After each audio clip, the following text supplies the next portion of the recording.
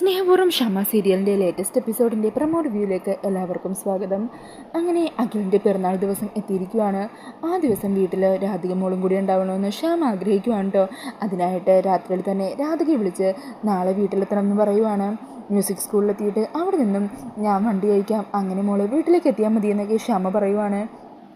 അങ്ങനെ ശ്യാമ പറഞ്ഞതനുസരിച്ച് രാധിക കൃത്യസമയത്ത് തന്നെ മ്യൂസിക് സ്കൂളിലെത്തുകയും അവിടുന്ന് ശ്യാമ അയച്ച വണ്ടിയിൽ രാധിക ശ്യാമയുടെ വീട്ടിലെത്തുകയും ചെയ്യുവാണ് കേട്ടോ. ഈ സമയം ശ്യാമയാണെങ്കിൽ പർദ്ദയൊക്കെ ധരിച്ച് ഫിദയുടെ വേഷത്തിൽ രാധികയെ കാത്തിരിക്കുമായിരിക്കും. അങ്ങനെ രാധിക എത്തുന്നത് കാണുന്നതും സന്തോഷത്തോടെ രാധികയെ പോയി സ്വീകരിക്കുവാണ് ശ്യാമയും അശ്വതിയും ചേർന്ന്. അതിനുശേഷം ശ്യാമ തൻ്റെ മോളെ ചേർത്ത് പിടിച്ച് അഖിലിൻ്റെ ഫോട്ടോയ്ക്ക് അരികിലേക്ക് എത്തുവാണ്.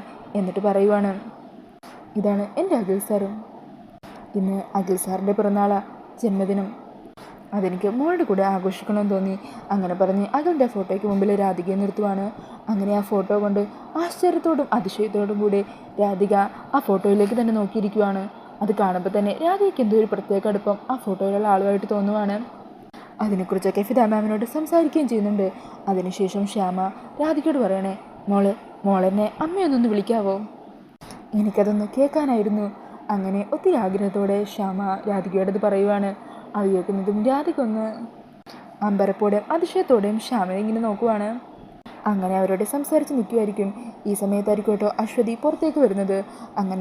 അങ്ങനെ പുറത്തേക്ക് വരുമ്പോൾ അശ്വതി കാണുന്ന കാഴ്ച കാറിൽ തിരികെ വീട്ടിലേക്ക് എത്തുന്ന ഐശ്വര്യനെ മാലതിനെയുമാണ് കേട്ടോ.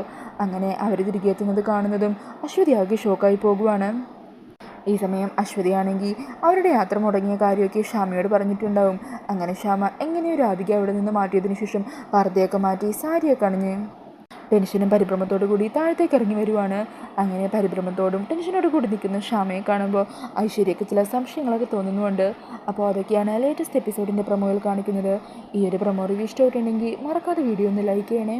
ഇതുപോലുള്ള കൂടുതൽ റിവ്യൂസിനായിട്ട് ഈ ചാനലൊന്ന് സബ്സ്ക്രൈബ് ചെയ്തും കൂടി സപ്പോർട്ട് ചെയ്യണേ. താങ്ക്